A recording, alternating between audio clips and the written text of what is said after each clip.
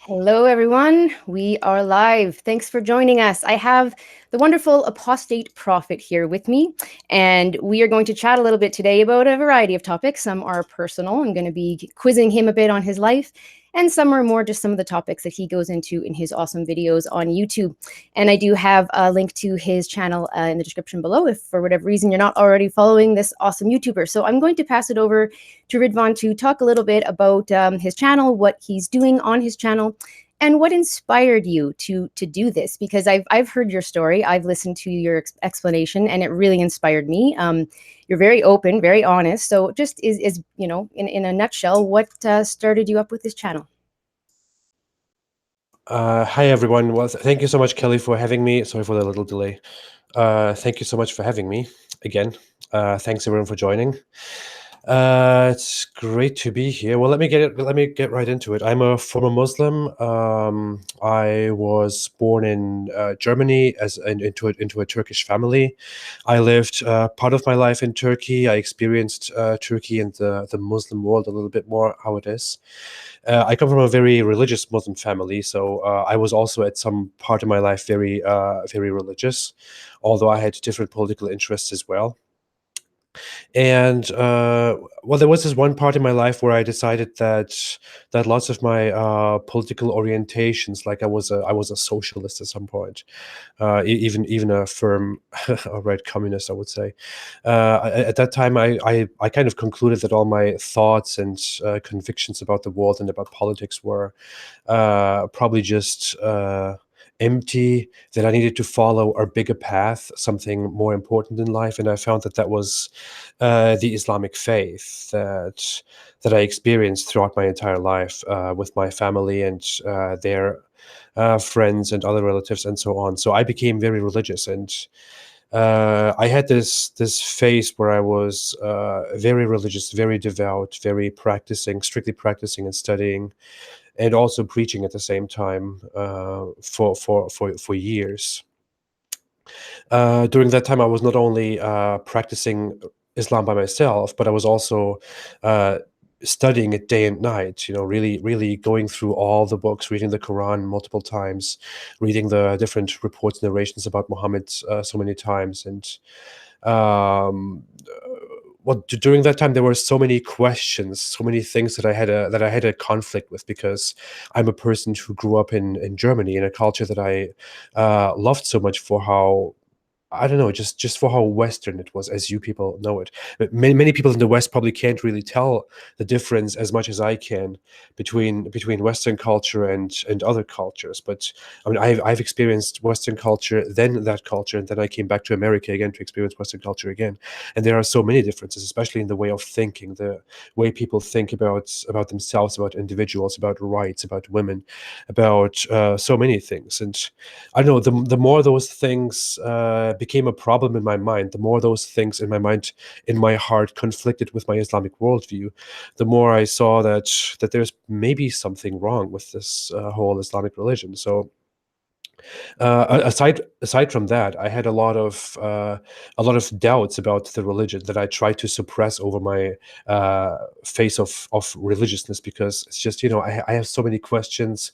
I read something in the Quran repeatedly that just sounds kind of odd to me, but at the time I just think, oh no, I can't question this. I shouldn't even think about it, because Islamic indoctrination is very brutal, very strong, and you learn that you can't harbor any kind of doubt in your mind, that you can't, that you just can't let that happen. You know, that there are strict instructions on to force that out and to let it go immediately, and to be completely devout and submit to Islam, uh, which by the way Islam stands for. Islam literally means submission, and that's what Islamic religiosity is supposed to be like. But anyway, over the years, I came to question it more and more and more. Came to different conclusions, and finally decided that I don't want to be part of this religion anymore, because I just simply don't believe in it anymore. It sounds much easier than it actually was, but you know, it was a very tough process. At the end of the process, it was so harsh that I even thought there is no there is no purpose of in living anymore and stuff like that. But I got over that after a while, after I became more firm in my convictions. And eventually after I decided that I don't believe in this religion anymore, I started living a freer life, doing all the things that I thought were evil before, that weren't evil at all. And eventually I thought, well, I have to take this whole thing somewhere else. If I studied this Islamic religion so much, if I put so much time, so much devotion into it, and if I went through all the books, if I read the Quran so many times and thought about it and reflected on it so much, then I should do something. I should go out there and speak. Especially because I had this deep love for Western culture and Western society as I knew it, as I grew up with it, with that, and I saw that Islam is trying to grow, trying to be spread by missionaries and other people in the West, and they mostly try to spread it by presenting it as something else than what it actually is. And I know that they are not telling the truth, so I thought I need to go out there and to tell the truth to people. And so I started going online. So I started creating this YouTube channel about 1.5 years ago, and here I am. Well, I'm extremely glad, and I can just see in the chat, people are very glad that you're doing this work. So thank you for speaking out. Something, we chatted about very briefly before we went on air, and something I've talked about with many YouTubers is that we're not all extremely, extroverted. We don't all, just want drama and attention. Many of us are very private people. Many of us suffer from anxiety or depression or trauma. But a lot of us just feel like we have to speak out because of what we've experienced. So I'm very glad you're doing what you're doing. I always, watch a few extra videos before I go live with someone just to get kind of in their head as much as I can. And I was listening to you explain, why you left Islam. And it was just part one that I was listening to this morning. The second is also great. It's a lot of the sources and whatnot. But that part one, I was listening to it while I was weeding my garden and sitting in the sun. And you were speaking about how difficult this process was. Like you said, it wasn't just, oh, by the way, I left Islam. It wasn't easy. It was not only are you having to fear in the sense of now you're an apostate, and we know what that means and what that calls for many people, but also you have this incredible internal struggle, right? This conflict within you. And I know what it's like to leave an ideology and certain beliefs and have to go through that experience of doubt and, pardon me, back and forth. It's not easy at all. So I'm very glad that you've found a way to kind of get through that and move on into this, because honestly, your story is very inspiring, and I really encourage people to take a listen if you haven't to that video. It had me in tears when you spoke particularly about wanting to just end it. You're a very spiritual person, so even being an atheist, you have a deep sense about you, right? And the way you look at things is very deep. So I appreciate your channel very much. I'm going to give a couple housekeeping things before we move on here. Both of us have a cold of some sort, so if we are if we just leave for a moment video wise, it's probably because we're blowing our nose. I know that's not very glamorous, but that's the truth. We'll probably be, clearing our throat a lot, and we might sound a little bit stuffy. So there's that. Yeah, Other than I thought before the conversation maybe I should just cancel this, but then I thought, no, I don't just cancel. If I need to do something, I'll do it, and then I'll just mess it up. I don't know, but yeah. No, fair enough. And we can't infect any of you with our virus because there's a screen between us all. So yeah, why not? We'll go for it, right? So I'm glad that we're going through with it anyway. So yes, thank you for pushing through that. We'll do the best that we can with what we have, right? Other than that, I will take some questions at the end. We're going to go for about an hour. Sometimes it does go over, especially if we have a lot of questions that take a lot of time to answer. I can't get to all the questions throughout the stream. So at the end, if you have one, once I announce it, please highlight my name, at me, whatever the term is, and I will try to get to those. So I think other than that, I'm going to dive into just a few more questions here to start with. So you lived in Germany, I understand, and then you were moved to Turkey. What age were you moved to Turkey, and what was that like for you? Because you expressed a lot of love for Germany, like you said, and for the West. Just how old were you, and what was that experience like? Well, I was about almost 16 years old, so I was 15, almost 16. Uh, it was very difficult. I think I still carry that with me as some kind of trauma. To be very honest, I don't really speak very much about it. Usually, I mention it occasionally that I have this thing with Germany, but I think it did something. It was very difficult. I mean, I was there. I was still going to school. I was in this country as a children as a child of immigrants. Uh, everything was going well there. I don't know, everything just worked so well there, and I learned the German way of living. I didn't choose to be born in Germany, but I was born there, and I really liked how people thought and how people lived and how the country was, how everything goes. And if you're a child of Turkish immigrants, especially, that's a very common thing among Turkish people. Other Turkish people in Europe or in North America might know that it's very common that you are full of a lot of nationalism and full of extreme nationalism and patriotism about your Turkish country, your Turkish origins, and all that stuff. And my idea of Turkey before we moved to Turkey, and we went there occasionally, like every 2 years. But my idea of Turkey was that it was just a different place. Things are just a little bit different. We'll just go there and continue life there. I didn't want to go. I really liked living in Germany with my friends. I didn't want to go, but I didn't think it would be that bad. But once we went from Germany to Turkey, and I started attending school in Turkey, I started going to high school in Turkey. Just the whole nightmare started. It was everything was so different. The way people think was so different. The way women are treated was so different. Uh, at school, people teachers would beat the students, would yell and cuss at their students, which is something that I had never seen until that point in Germany, where such relations were much more respectful. Women were treated often like in much poorer standards.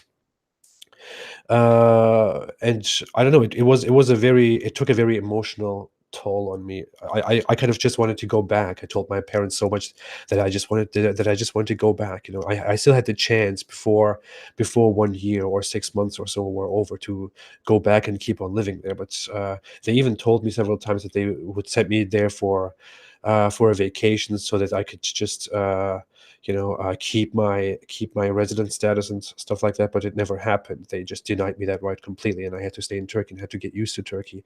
The problem is I could never get used to Turkey. It just never happened. As much as I tried to, I was apparently different from many others, and I just liked the way Germany worked, and I couldn't ever like the way Turkey worked. I couldn't like the way people thought, the way everything went. I don't know how much I can really emphasize this, how much I can really explain what really happened there. But I was constantly in an identity crisis in Turkey, and tried to find myself in different political orientations. And I think that's even kind of what brought me in the end to becoming a religious Muslim, and eventually to leaving it. I even think sometimes that my religiosity, that becoming this religious Muslim at that point, might have even been without noticing, subconsciously, uh, my attempt to get closer to this culture and to make myself like it more, and to make myself be with it and be satisfied with it. But not even that worked, because but I'm kind of glad that happened, because that was like the ultimate um that was the ultimate point that I could get to, that proved to me that it just doesn't work, that there is something wrong with this whole mentality. Anyway, yeah, it was hard. I still think I carry the remnants of that thing, of that whole change, but I'm getting over it. I was very frustrated, very emotional, uh, several years ago. Even when I first came to America, I moved to America about 2 years ago. I was still very frustrated at that point. I'm kind of starting to be more peaceful about it, starting to deal more with it, and Mhm. to be more mature with it. I don't know. Well, it's tough. These things are, these traumatic things do stick with a person. Yeah. They go away, they get better, you cope with them better. I don't know that they ever completely disappear, though. Sometimes the reactions, I feel like sometimes it's just in your cells. But yeah, it gets better, it Yeah. gets Yeah. easier. Yeah. We won't make you talk about that too much longer, because I know, like I said, I could tell when you were speaking that you had a very great fondness for Germany, and you had wanted to go back and weren't able. So I'm very glad you were able to settle in the States. I hope things have been good for you there, generally Oh speaking. yeah. I mean, I was actually going to ask you a few questions about the states. Maybe it's a good time to ask now. I'm curious. We're not getting into politics at all or anything, but Okay. I'm curious what you had thought about the whole, like what they called it, a Muslim ban. I know that wasn't the technical term. And have you had any issues with immigration and whatnot? Like, has it been good for you to get into the states, and have you enjoyed it there thus far overall? Well, it has been great to arrive here. It has been quite. I mean, I had difficulties at some point with the normal process, as everyone else has, because I didn't come here actually as a worker or or just applied to with the aim of living here or anything else. I came here because I met a woman that I'm now happily married to, who is awesome. And I didn't even have the plan to come to America in the first place. I don't know. It was not something that I actually thought of. I kind of wanted to go to a different European country, and I thought I wouldn't move to America. I don't think there's a reason for me to live in America. I would rather go back to my roots in Europe. That's kind of how I thought. But then after I met her and after our relationship developed more, I decided to come to America with her instead. And there was no difficulty to that at all. I just went through the normal process, which takes a very long time, which is very exhausting. This is what I've But heard in Canada as well. Yeah. yeah. But then I came here and I settled, and everything just goes fine. I experienced no adversities, nothing at all, due to my origins or anything at all.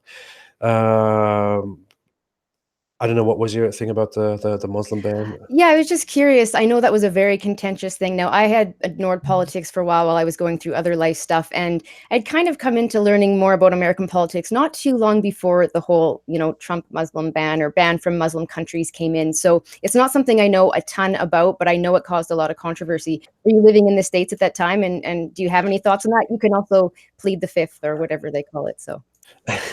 Well, I was still on my way to America when the whole thing started to develop. So I wasn't here. I heard of it, and to be very honest, at some point I thought, oh, I hope that whole stuff doesn't affect me.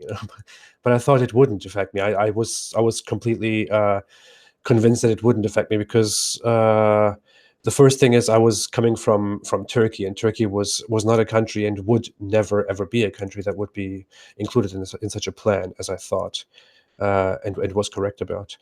The other thing is that I was coming here under completely different circumstances than just as a tourist who tries to stay here, or as something completely different. Even under this so-called Muslim ban policy, there is an exception for people who come here to, with family ties or for marriage or whatever.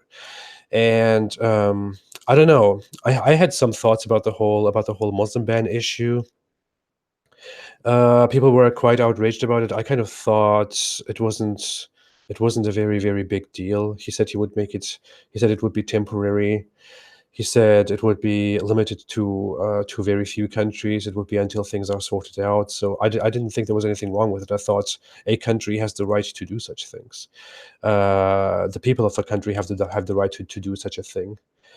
So I really never understood what the whole big deal about that was, because in the end,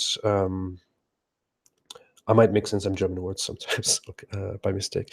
But in the end, many other countries have that same thing too. Many other countries have much worse forms of banning people from specific countries. Like many countries in the Islamic world have a specific ruling on banning all kinds of travel, of visitors, of immigrants from Israel, for example, which is a well-known thing in the Islamic world. If you have, and some countries even take it to that extent that if you have an Israeli stamp on your passport, you can't enter the country.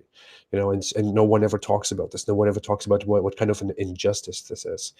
So yeah, I thought it was quite a normal thing. I didn't have any. It didn't worry me in the slightest. I didn't think it was bad. So yeah. Oh, right on. I'm going to chat a little bit about, well, first of all, congratulations on your marriage. I don't know when it occurred, but congratulations. I myself am getting married in September. It's very Oh, exciting to find someone that you want to spend your life with. It's a pretty amazing thing. So congratulations. I'm always happy to hear about love. So and especially congratulations to love you. that can make someone, move across the ocean. I think that's pretty cool. So Yeah, yeah, you mentioned now again in this video about the reasons that you left Islam. You talked a lot about reading certain books and certain verses about the treatment of women, and that's something that I know bothers you a lot. Now, you mentioned I laughed because you mentioned that in Turkey it wasn't just the treatment of women. I believe you said that everybody treated each other like effing bastards, or what was your terminology? Do you recall? I don't remember. That was long ago. I'll have to dig it up, but it was clever nonetheless. I'm sure I wrote it down somewhere. But you have mentioned a lot about the verses that pertain to kind of the control of and abuse of women, and Yeah. that's something that's been on your heart and on your mind a lot, and you've made videos about it.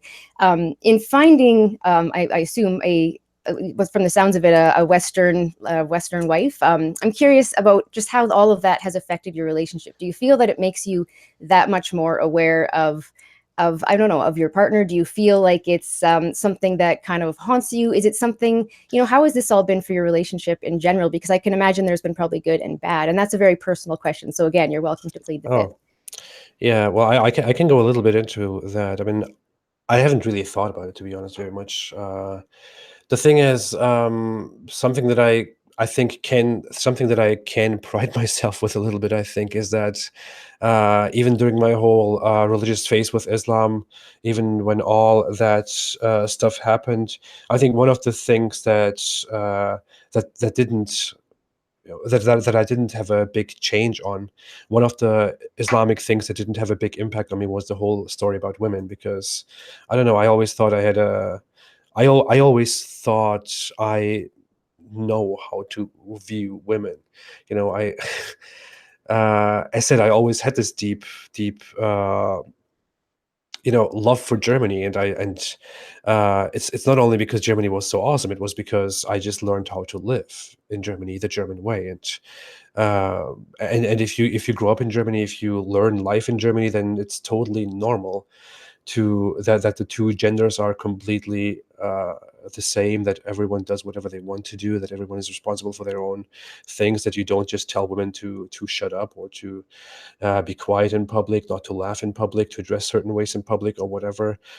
So I think even during my whole religious phase in Turkey, Islam's stance on women didn't really have a great impact on me, although to a certain extent it did, of course. I agreed with certain issues within Islam and thought they should be implemented in society. I believed in the implementation of Sharia law, and I believed that women should be veiled, that that stuff like going out to beaches and just laying around in bikinis shouldn't be something that we should be tolerating or enduring. But it was kind of, I accepted those things because they were part of my religion, because I was so devout, but I didn't actually change my mind about women in general, and about what women are, and how women are, and how women are supposed to be. And I kept my stance on women on the inside. So no, once I came out of that, I was me again. I was always more of a free thinker, and I had quite a time after Islam to come to myself, to come to my senses again, that were taken away by Islam, that were kind of crushed by Islam. And yeah, no. The only problematic thing about having a Western wife was the reaction from my parents. To be very honest, I haven't talked much about this, but it's very common. I mean, people who come from Muslim families have this thing. They can never imagine marrying a Western person. They can probably imagine that if they are a man and if they want to marry a Western woman, but never if they are a Western woman and want to marry a Western man. But even if it's a man married with a Western woman, there are these objections coming from the family and from relatives and from everyone. And when I announced that I was going to marry a woman from America who is definitely not a Muslim, then that first caused that caused bad reactions from my family initially. Like, they didn't take the whole thing seriously. They thought it was a horrible move. They thought it was never going to work. They thought this is not the right way. You are doing something terrible. You will regret this. You will come to your senses, and this and that. But I thought, no, I won't. Everything will be fine. You can take care of your own issues. I'll do this. This is how I live now. And yeah, we have been great together. So I'm just glad I did this. I'm very happy about it.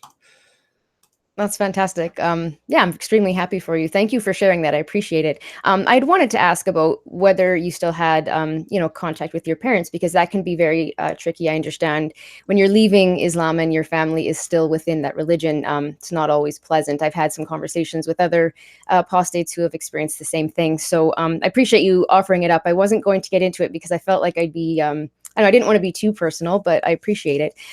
There's a couple other thoughts that I had wanted to I wanted to get your opinions on, I guess. You've mentioned overall that there's been a lot of hatred of Christians and Jews in the Quran and from people in Muslim majority countries. And it's something I know you spoke a lot about in many of your videos.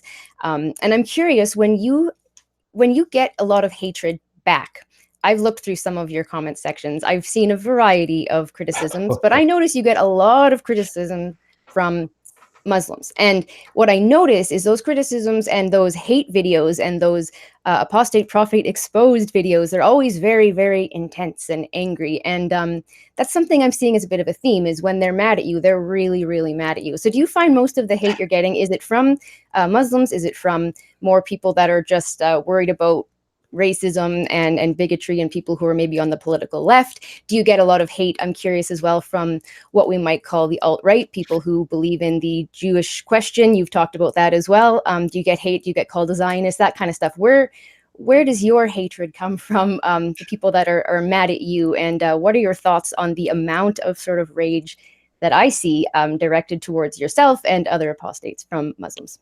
It's nice that you actually went into those reactions by Muslims who try to defend their religion. It's hilarious to me. I mean, sometimes I go on YouTube and just search apostate prophet, and then I look at the results, on in a chronological order, and then I see all those. I see people make videos about me: apostate prophet exposed, apostate prophet the deceiver, and stuff like that. And it's just, I don't know. Sometimes I just lay there when I in the evening when the day is done, and I look at those things. I listen to them a little bit and just start laughing about it. It's hilarious. Yeah, they've pasted your head on pictures, and it's like a whole project for Yeah, people. yeah. Yeah, they really put time into it. And my wife comes in and is like, "What are you laughing about?" And I show her those things. And just she starts laughing with me because it's just I don't know. It's hilarious, all the stuff that people do and say in reaction to my criticism of Islam. It's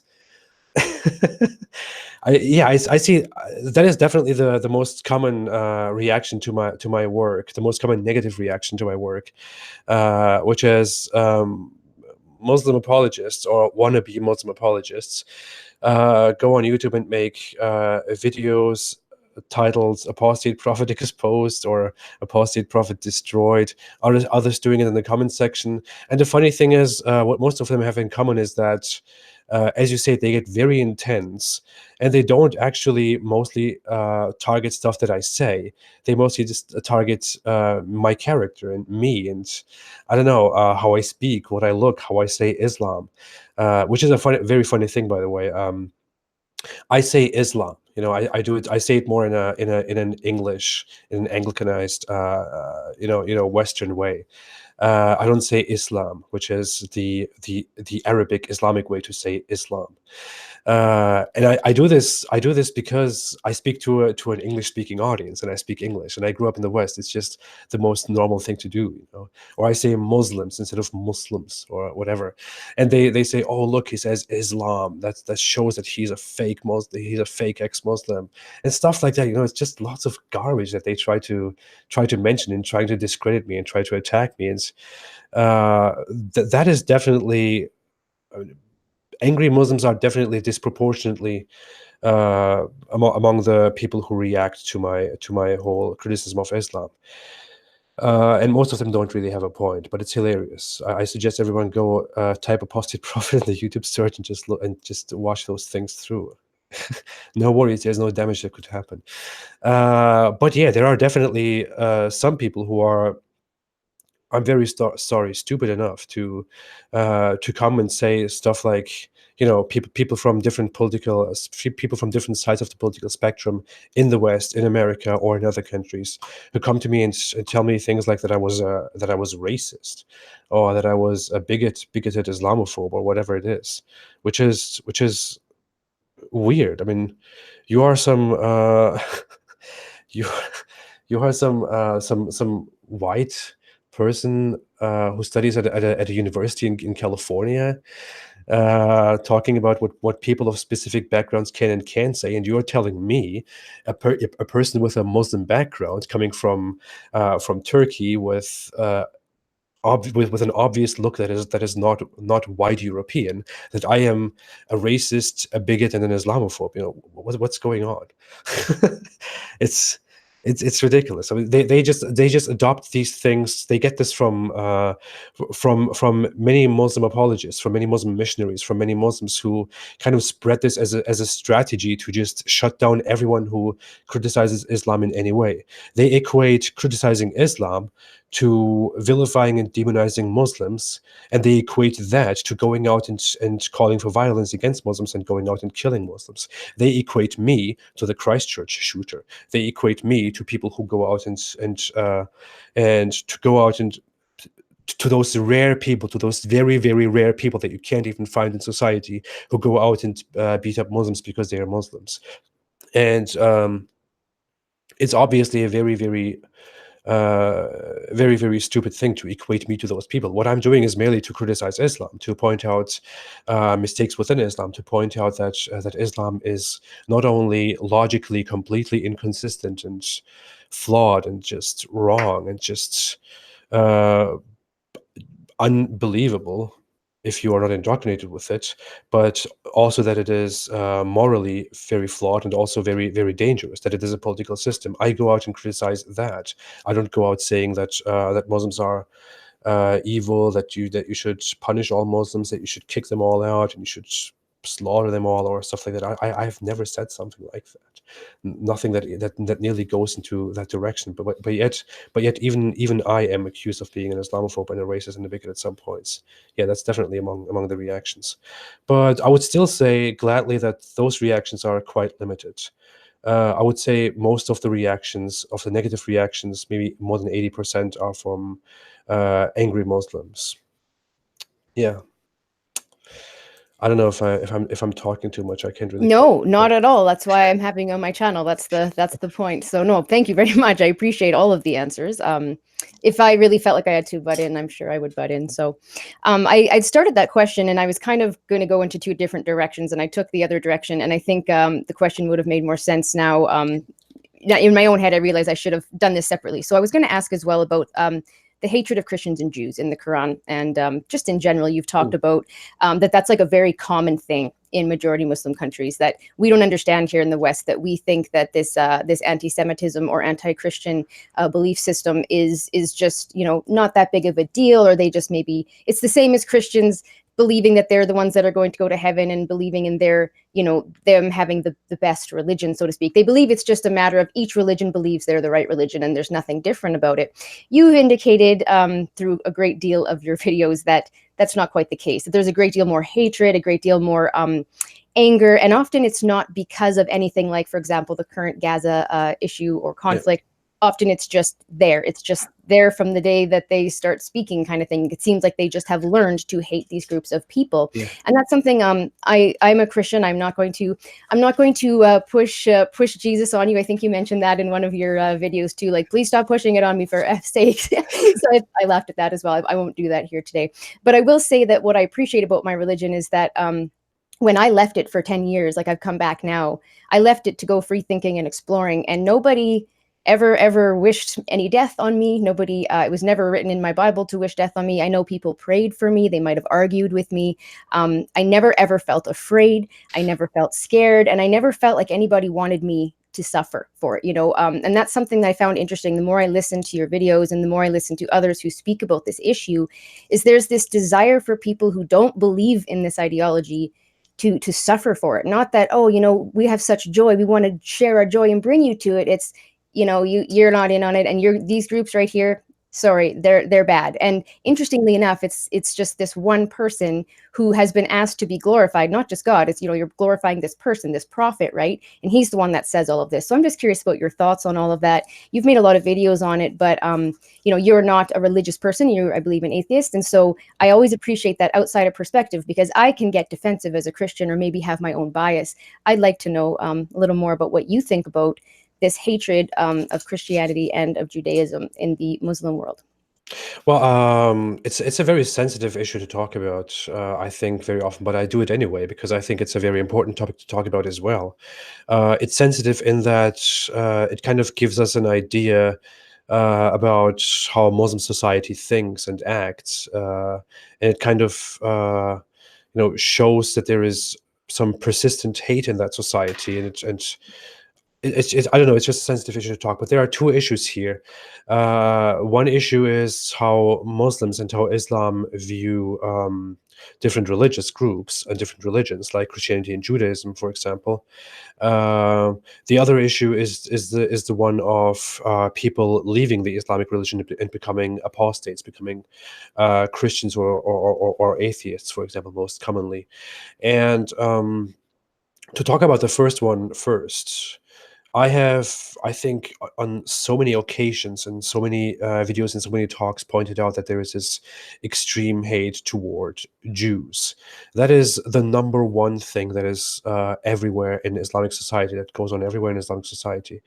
Uh, from the moment you start growing up in Islamic society as a Muslim, you learn that Jews are bad people, that Jews are horrible, that Jews are deceitful, that Jews are naturally dirty and scum and whatever. You learn all those detestable views, and all those things are not just based on the whole story between Jews and Arabs in Israel. It's more based on the Islamic fundamentals. I mean, most people. Let me rephrase that. If you look at Islamic scripture, if you go to mosques and mosques actively preach that there are enemies of Allah and enemy of Islam, then they reference directly Islamic scripture. They don't reference the conflict in Gaza or whatever it is. They don't reference this conflict or that conflict or what some historians say or what some modern political people say. They directly reference Islamic fundamental scripture. They reference the Quran, what the Quran says, and they reference the Hadith, which is narrations, reports about Muhammad and his companions. Mostly we will find therein quotes from Muhammad directly. And in that scripture, we find very terrible things like that Muslims will, in the end, fight the Jews, and Muslims will kill all the Jews, and the Jews will hide behind a tree.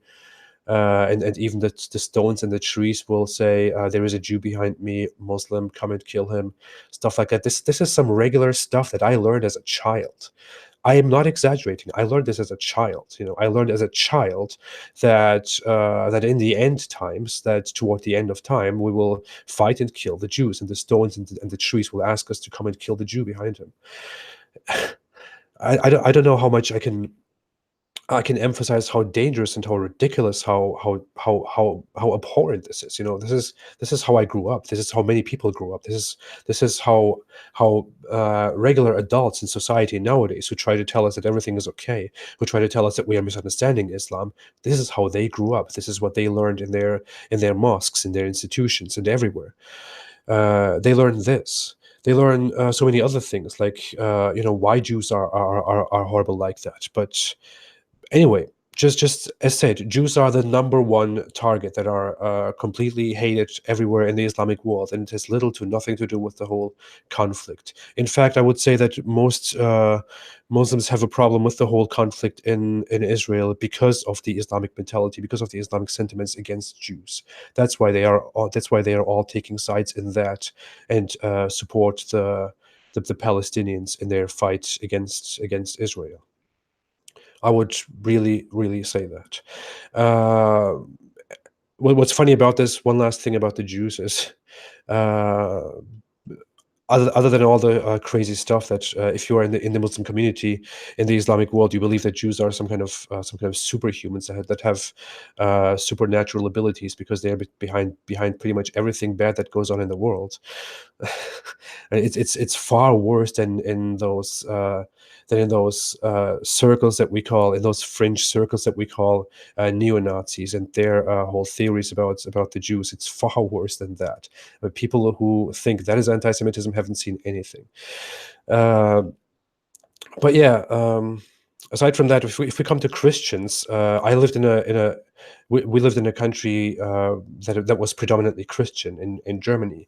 I had Christian friends, Christian teachers, people outside were Christian. People when we went to the store were Christian. Everywhere were Christians and atheists. The thing about atheists, quickly to say, there's not much to say about atheists because most Muslims don't even recognize the existence of atheists. It's like something that doesn't exist. You know, but about Christians, well, I have always learned that Christians are what they eat. That's something that I learned, and that so many other Muslims learn as well.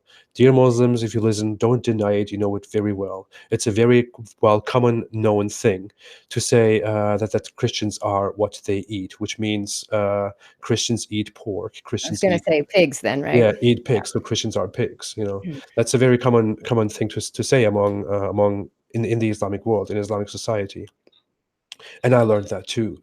There were even such delusional talks about, I don't know. I don't even want to get into that, but there are so many crazy things, so crazy that I can't even, that I don't even want to talk about it because it gets so crazy, you know. But that's what it looks like. As a child in Germany who went to school, who had German friends who were Christians, who were brought up as Christians, while loving them, while liking them, while having them as friends and as teachers, who I would like to appreciate, who I learned to appreciate. I also learned at the same time that they were immoral people, that they were traitors, that they were the enemies of Islam. Islam has this big emphasis on the enemies of Islam. It's not just non-Muslims and infidels, as the word goes as well. It's also that people who reject Islam are also the enemies of Islam. And I don't know. I learned, I had this whole indoctrination how I shouldn't trust those people, how I shouldn't trust people other than Muslims, how I shouldn't trust Christians, because the Quran, for example, says that Christians and Jews will never like you unless you are one of them. This is what the Quran says. It clearly says that. And I learned that from very early childhood too, that I shouldn't like them, that I shouldn't like them and trust them. I can be friendly with them, I can be okay with them, but I should, on the inside, I should never have the same connection and the same trust and the same friendship and love for them that I have for my Muslims, that I am supposed to have for fellow Muslims. That's what I learned. That's what many are indoctrinated with. Even people who seemingly are very integrated are indoctrinated with. And I don't know. It's just a very problematic thing. I mean, uh, later when I left Islam, for example, I did this thing. I took a trip to Germany to visit old friends, to see old friends, to see the what's it called, the head of my old school that I used to go to before we left for Turkey. And I kind of did that not only because I missed them, I also did that because I kind of felt like I need to do that. I need to get the whole Islamic indoctrination out of me and face reality, come together with how things were without Islam. And I went there. I sat together with the director of our school. I sat with her like for an hour, and I just we had such a sweet conversation. And after that conversation, I just thought about what Islam taught me, what my parents taught me when I was a child, when I was still little, when I was still a teenager, and what I could actually think of this wonderful person who was a great teacher and a great director at a school, regardless of my of my of my origins or of my religion or whatever, you know. And she was even so. I had a little fight with her afterward because we talked, we had a little discussion. She was even a little bit in the illusion that there is racism and hate toward Muslims and stuff like that in Germany going on, and that we need to fight that. She tells me that. She is in front of me and tells me that, while I want to come and reconcile with her. And I was, as a child, told that she is not to be trusted and she is a pig. And it's I don't That know. trusting nature, right? Yeah, That yeah, yeah, yeah. Yeah, they have this nature of feeling, of having the need to trust everyone, to assume that everything that is said about this culture, about this way of thinking, about this religion is just our false assumption, that it is wrong, that we need to look past that we shouldn't talk about it, that whatever it is. I don't know. well, Canada's that to a T. We're the polite nation and nobody wants to ever get called a name and no one wants to ever hurt anyone's feelings. And I was like that for a long time because I'm, sort of a softie, I guess, a bleeding heart, you might call it. So when I was in my more liberal days, I remember embarrassingly once speaking to someone that I was working with, and she was a legal immigrant from the Philippines. We have many Filipino immigrants here in Canada, and we were chatting about in the kitchen about her mom's experiences working. I can't remember what she worked at, a nanny or something, in a majority Muslim country, and she had really bad experiences. And I just didn't want to hear it. I was like, "No, you're a racist." I called her a racist, which is, first of all, we all know ridiculous and doesn't actually make sense. And I've learned that Yeah, since, and I've paid penance for my stupidity. But I just wanted so badly to just, everybody can be trusted all the time. Every idea is just as equal as the rest, and everything's perfect, and everything can be unity. And you just don't want to hear it. You shut down. And in doing so, you actually endanger yourself and others because you're not speaking openly about problematic ideas. Like you said, this isn't about Muslims. This is about ideas. You're talking about ideas that you feel are very dangerous, that you feel are very morally concerning, things that can hurt people, right? And that's something that I think we need to be able to discuss. Like you said, what we're doing here right now in this discussion is not equivalent to somebody going out and committing disgusting, grotesque violence against people. That these are not the same things, and to equate them is pretty, not only just intellectually dishonest, it's extremely unethical and dangerous, right? yeah.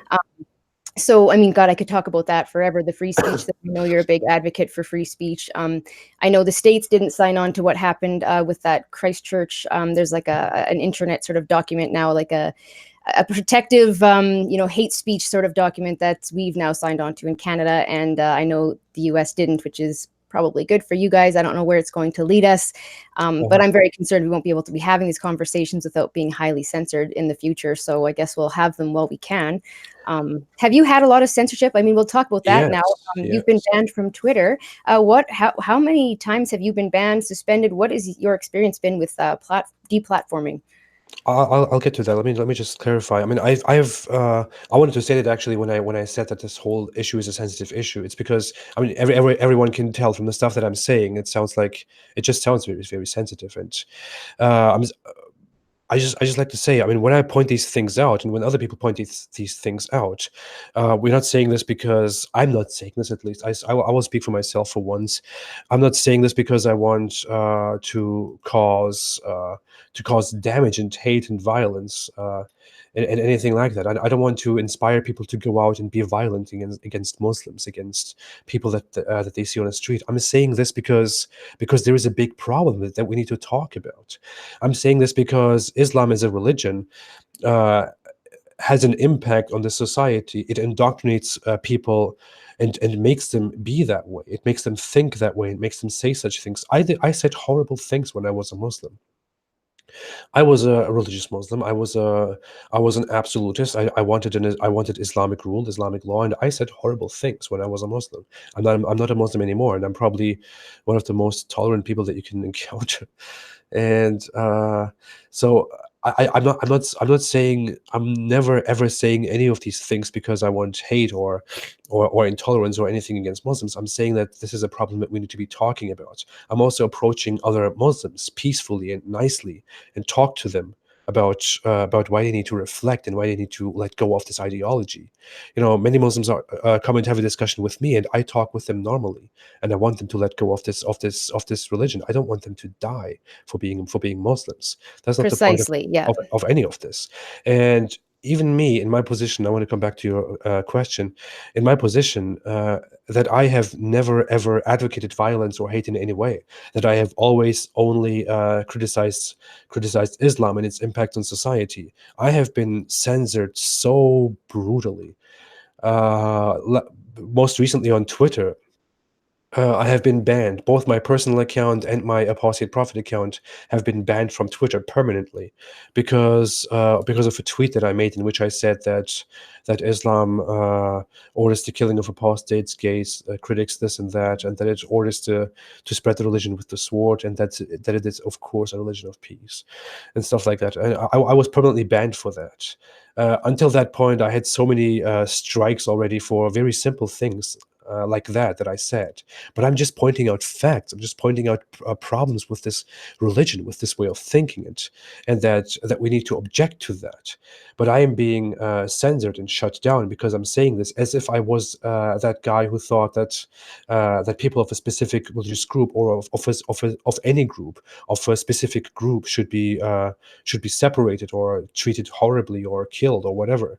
I'm not that person. I'm not the person who goes out there and who thinks that people of specific qualities and lifestyles and beliefs and whatever should be executed. Other people actually do that and don't get silenced.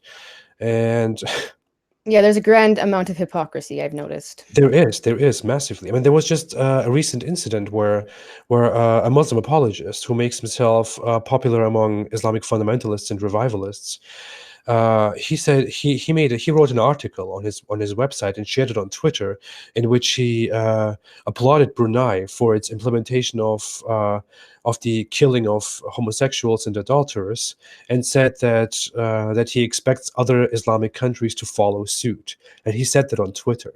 And Twitter, all they did was just to delete that tweet and nothing else. Explicitly that guy explicitly advocates the execution, the killing of homosexuals and of adulterers.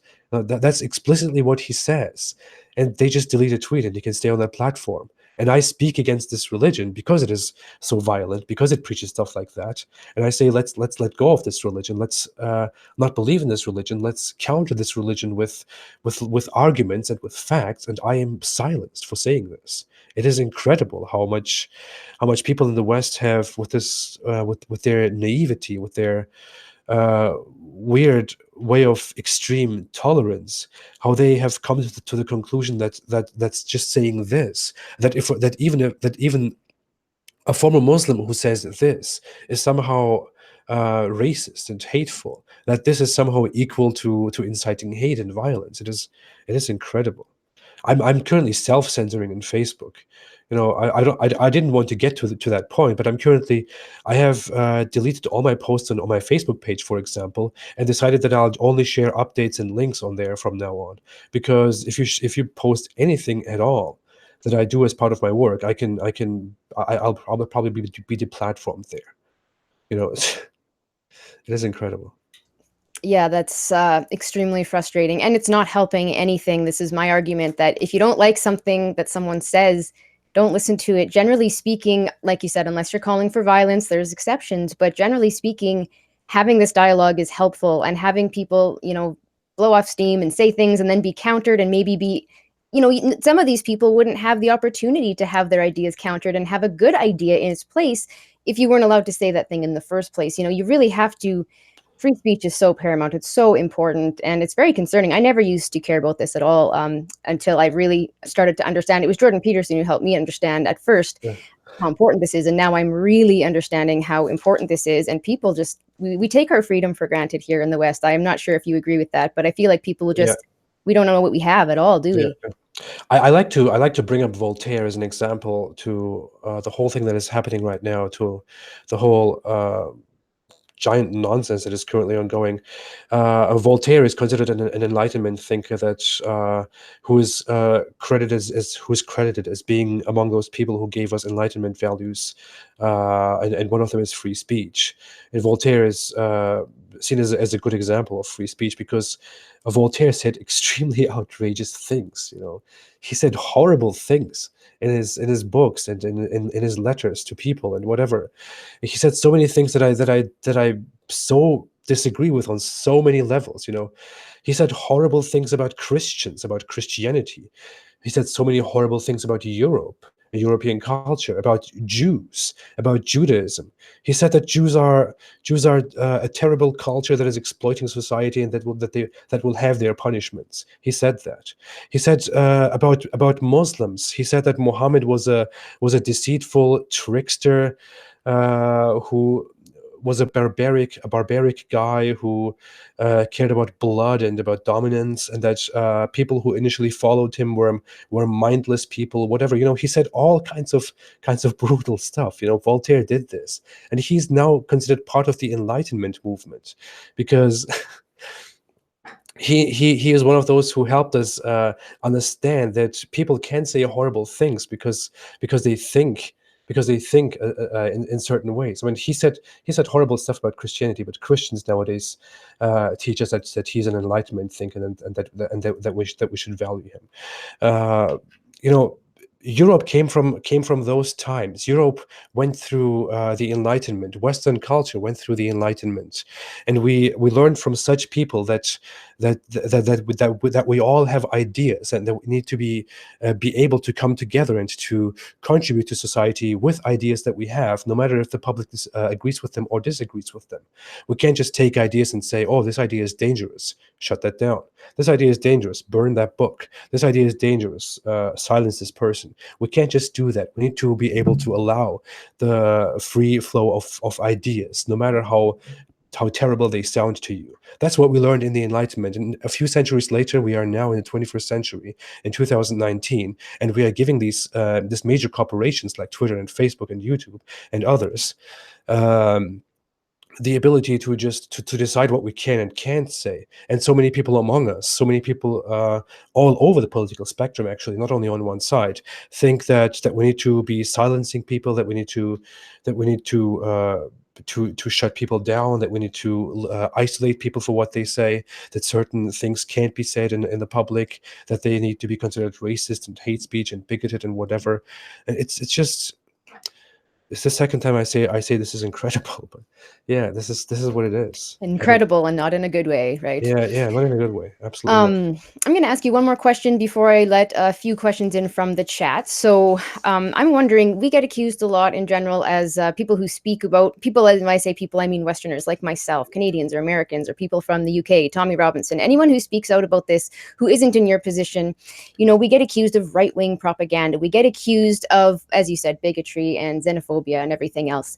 And the accusation is because people think we have conspiracy theorists and we're paranoid, and particularly about things like Sharia law. And I'm just curious, from your perspective, everything you've studied, having lived in Western cultures as well as Islamic cultures, do you think that we have a reason to be afraid here in Canada, in the UK, in America? And if so, what are we fearing? Is there a chance that with the growth of the Muslim population, will there be a chance of slow implementation of parts of Sharia law? What are we being paranoid? What are your thoughts? What is the danger? Are there imams teaching this stuff? I mean, I've seen videos in Canada, undercover videos of sort of radicalized mosques and imams saying things that are pretty questionable. And I'm wondering, how much of that exists in Germany, in the States, here?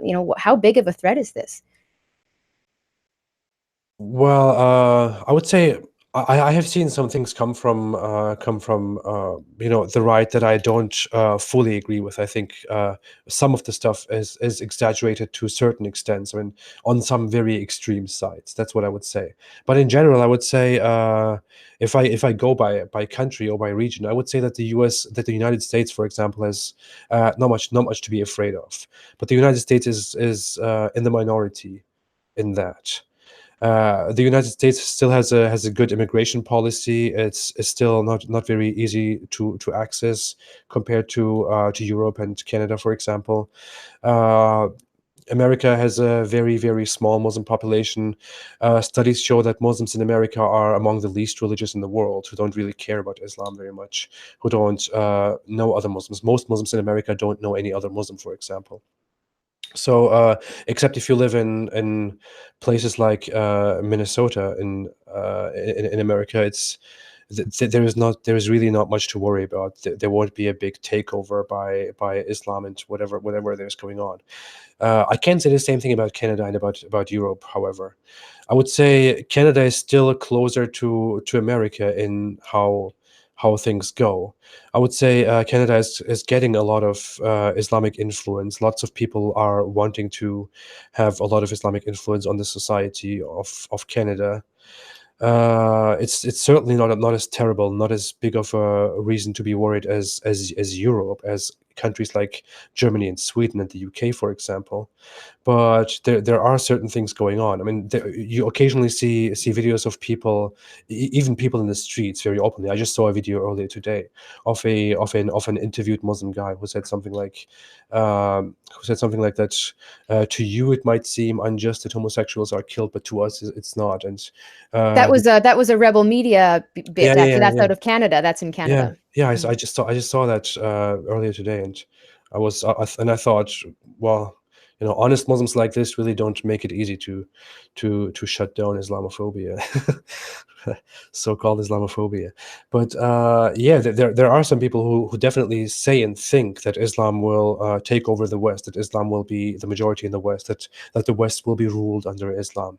There are many people in Europe, and I grew up with that as well, who think that the future of Europe and the future of the West, of Christians and whatever, will be Islamic. People believe that most of those people who are Christians today will be Muslims in the future.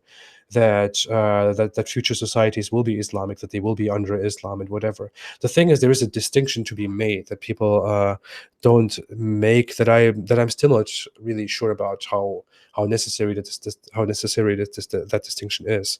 But many people among Muslims, many people in Muslim society believe that people will convert to Islam. They believe that Western people, like the UK, for example, will in masses convert to Islam, and as a result of that, become Islamic. And that's why Dawah groups, Muslim missionary groups, go out and try to spread Islam as much as possible in order to make that happen as rapidly as possible, to turn the country into an Islamic country by converting more and more people to Islam, because that's what they hope, that's what they believe will happen in the end. Uh, then there are, of course, some people who believe that Islam will, in a different way, come and take Europe and Western culture under control, that it will dominate the West. But those people are in the minority, I would say, to be very honest. There is this thing going on that Muslims have this idea of reproducing more and immigrating to the West, and they do that because they want to dominate the West. I would say that's a bit far-fetched. I mean, people have lives. They don't really they, they don't really do that. It's not a thing. I mean, you can encounter Muslims who would say, well, we have higher birth rates. We are, our growth is stronger. We are growing much more rapidly than you are, because we are making more babies, and that's why in the future your country will be an Islamic country. They can say that, and they'll base their thoughts on current birth rates and whatever it is, and they will believe that the prophecy of the West becoming Islamic will be partially made possible through this. But people don't actually go around preaching that they will take over the West by immigration and by making more babies. But yeah, there is this thing going on that people want to convert as many Muslims, as many people in the West as possible, and that Islam should rule the world, including the West, in the end. That is something that they learn. But I would consider that more a dream than a reality that we should be afraid of. To be very honest, I'm not afraid of a future Islamic West. I don't believe it will happen. I don't want to give in to the fear that it would happen, because I believe as much as that fear is good to get some energy within the political realms, within the political arena. I believe that can only that's a nightmare, and that's only a dream that many Muslims can have. That it's not something that we should actually be afraid of. That it's not something that will actually happen, because many people are leaving Islam. Many people are stopping. I mean, they stop believing in Islam. Immigration is calming down. It will calm down more in the future, as far as studies show. the Muslim population's growth by conversion is non-existent. People don't convert to Islam in masses. That's a giant lie that people are telling each other in the Islamic world because they want to be more hopeful about their religion. Mhm. And yeah, the growth as suggested by studies by institutes like Pew Research, for example, is that Islam will have a growth until a certain point, but it won't become dominant in Europe. It won't become dominant in the West. It won't dominate the West. It won't happen, and we are all doing something against that.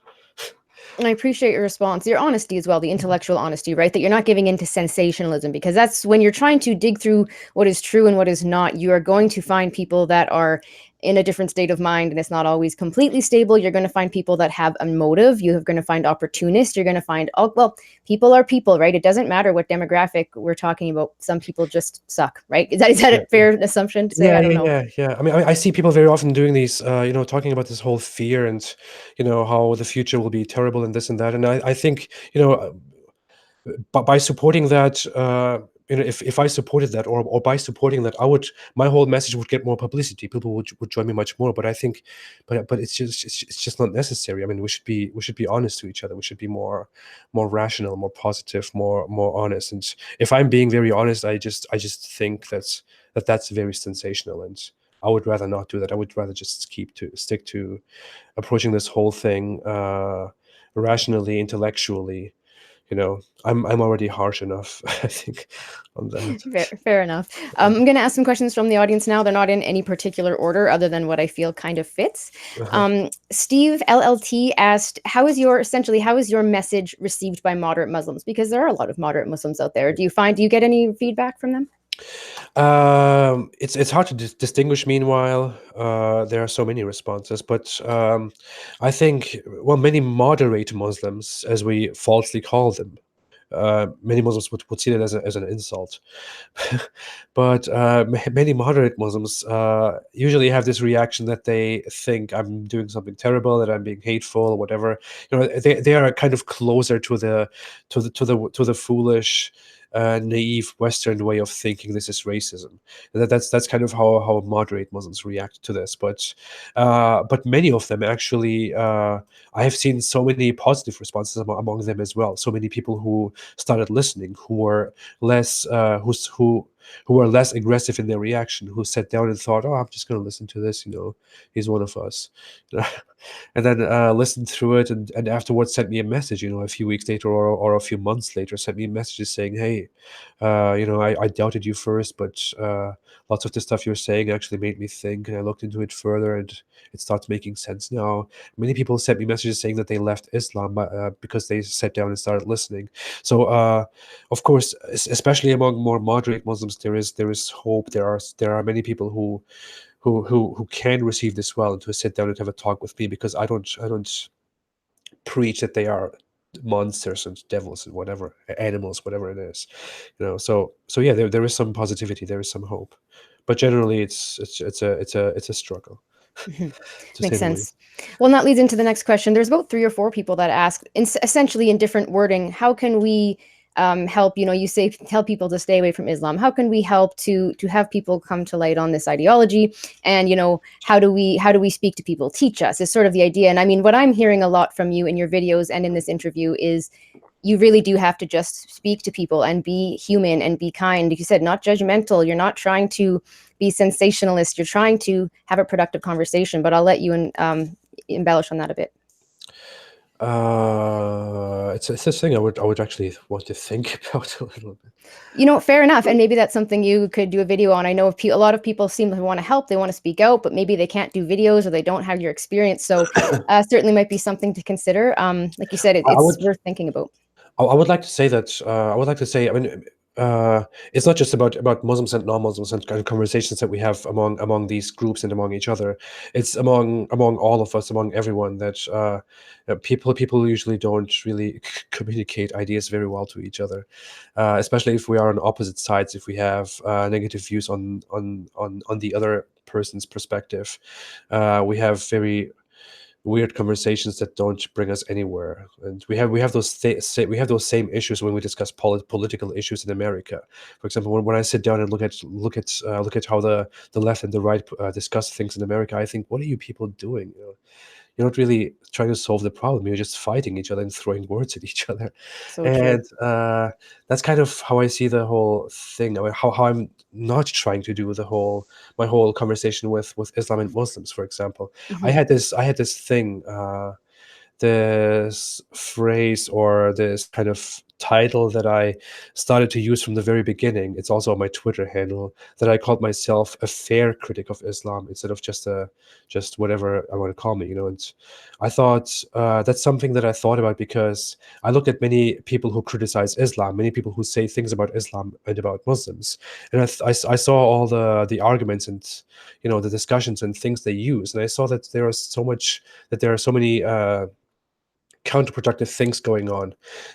People who appear on my side uh, say things that are sometimes not true, but that serve the purpose.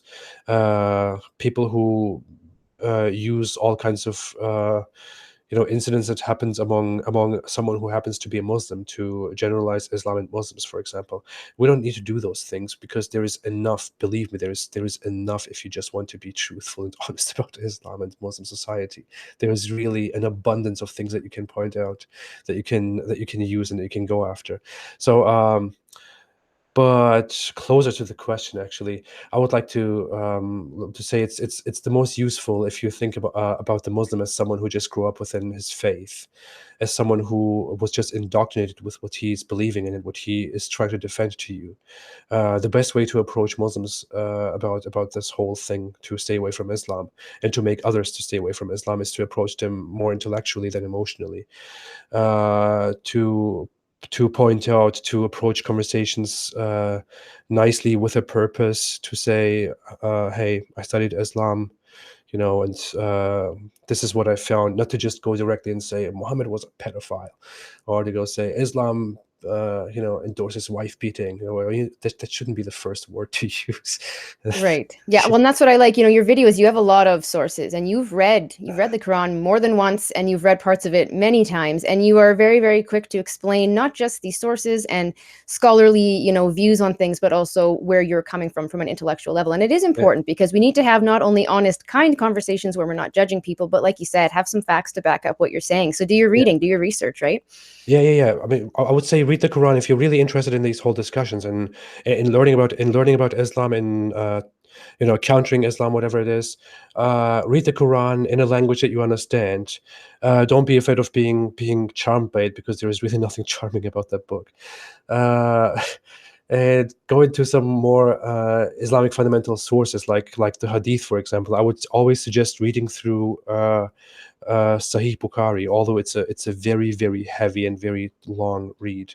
But you can always find specific references. You can find references among sources that are relevant in discussing whether Islam is a true religion or not. You can always go into those sources, study it by yourself, listen to others if you don't want to study it by yourself, but have just normal conversations. I think it's always important to think about the fact that people are just indoctrinated with what they believe in, and And I that's appreciate that perspective. I'm going to put one more question out to you from Kel Fritzy, one of my long-term subs. And I missed one from Jesus Gonzalez. He gave me a timestamp. I don't have a timestamp on my screen. So maybe it's something he's been following me for a long time. Maybe I'll send that question separately. okay. Perk, a long-time sub. But Kel asks, is chapter 9, verse 29 a good summation of Islam? Is that a verse you're familiar with? It's one of my favorite verses. It's about Islam's order to fight the Christians and the Jews if they reject Allah and Muhammad, and to fight them until they are humbled and they pay jizya, which is protection money, to Muslims. That's a very famous verse about that. I use that so often that I don't know, this verse is kind of my friend. It's my go-to verse. Uh, You have to get a T-shirt, I guess. yeah, I want to put that under my pillow or something. I don't know. It's a very sweet verse. And the thing is just to present, it says, "Fight those who don't believe in God and the last day, and who don't forbid what Allah and His Messenger have forbidden." Well, I'm reading different interpretations of it. Um, yeah, fight those. Let me read again, actually. Fight those who do not believe in Allah or in the last day, and who do not consider unlawful what Allah and His Messenger have made unlawful, and who do not adopt the religion of truth from those who were given the scripture. Fight them until they give the jizya willingly, while they are humbled, or while they are subdued. This is a very, very clear order to Muslims to fight those uh, Christians and Jews and others, actually, until they are humbled, until they don't have any power anymore, until they can't resist, or until they willingly accept to pay tribute, to pay protection money to their Islamic rulers who are superior to them. And this is the clearest of those occasions where the Quran often points out that Islam is superior to every other religion, that Islam is supposed to be made superior to every other religion. And in connection to this Quran verse, there are actually some hadith where Muhammad points out that he has been sent by Allah to fight the people until Islam is superior to every other religions, and until everyone says that Allah is his God and Muhammad is his messenger. And other verses strictly instruct people to go out and to fight non-believers and to force them to either become Muslims, or to pay protection money, or to kill, or to die, or to flee. So this is really the political aspect of Islam. This is a really reality of Islam. If we go into the next verse from this one, it even says that Christians and Jews are have deluded beliefs, that they imitate idolaters before them, and that it says, "May Allah fight them," or "May Allah destroy them," and how deluded they are about Christians and Jews. That's what the Quran says. That's the stance of the Quran on Christians and Jews. It is hostile and orders Islam to go and to subdue them. This is what Islam actually teaches. Of course, many Muslims nowadays, especially in the West, moderate Muslims, are kind of uncomfortable with this whole thing, and they try to say, "Well, this is in a context, in a historical context. It's not really what it means, whatever." They try to say these things because they are uncomfortable with the realities of their religion, because they weren't brought up this way. They have been westernized. They were brought up a different way. They learned to communicate more, to be more human, although they learned all these things that I learned as well, that I talked about at the beginning of our conversation. So they want to say that this is not to be taken literally and strictly, but this is literally what it is. The Quran is supposed to be the direct verbatim word of the Almighty Allah. The Quran is directly to be taken as his word and no one else's word. It is directly spoken by him. It is not like the Bible, for example, written down by other people and inspired by him. It is directly his word, and every word in the Quran is supposed to be eternally true, eternally valid until the end, until the last day. That's the Islamic belief. That's the Islamic consensus, and the Islamic consensus about this verse is also that it means directly what it says. And this summarizes Islam's political aspect very well. A very thorough answer. I appreciate that. So I apologize to anyone who I didn't get to your questions. I think we could probably talk for 3 hours if I gave you every question from the chat. And you Yeah. probably do have a life and things to move on to. And, you probably need to blow your nose and all that good stuff too from our having sickness. I did pretty good here. I'm managing. Must be the me too. coffee. But I have a question just to end this on a lighter note. I just wanted to know, you talked about some of the things when you moved to Turkey that were hard to deal with, and even just things that you had to, stay away from growing up, that were haram. Is that the word, haram? And I want to know, what are your favorite things now, living, freely in the U.S. that are haram? What are your sinful delights? I mean, you don't have to get into all of that stuff, but I just mean even things like bakeries, like Yeah, foods or music, certain things that you weren't really allowed to partake in, that you felt you had to, hold off from. Are there things that you kind of delve into now? Well, one thing definitely is music. I think music has always been a friend to me. I would say it's an amazing thing that people need to be enjoying throughout their lives. It is amazing. And when I was a religious Muslim, I didn't allow myself to listen to music because it was haram in Islam. I was only allowed to listen to weird chantings and prayers about Allah and Islam and Muhammad and whatever it is. So this is definitely something I'm very, very glad about, this little haram thing called music. Uh, another thing is bacon and I was ham. just gonna ask. I was like, I hope he brings up bacon, right? Yeah, Gotta like bacon. definitely, definitely. I didn't even. I mean, that's something I never did until I left Islam. Until I became a non-Muslim. I mean, I kind of listened to music before I was brutally religious and whatever. But ham, bacon is not something that I ever tasted before I left Islam, because people like to make jokes about the piety of Muslims. Like Muslims in Europe go around drinking alcohol, having sex with all kinds of people, but they won't eat ham. That's that's an ongoing joke, and I was like that. I was like that at some point as well. And I never touched bacon before, but yeah, now it's just a wonderful, beautiful thing to wake up in the morning and have bacon for breakfast. And Throw on the tunes and eat some yeah, bacon. yeah, Good day, right? the smell of it, to just watch over it as it's getting ready. And I don't know, to occasionally get some snacks and get some ham to just for the day, when I'm on the go, and I can't sit down for a big meal right now. It's just amazing. It's very haram, I know, but it's awesome. Well, now I'm just hungry, so it's a good place to end it. I guess I think everyone in the chat's like, "Oh, I want bacon now." So we just increase the bacon stock today. Good for us. Yeah, yeah.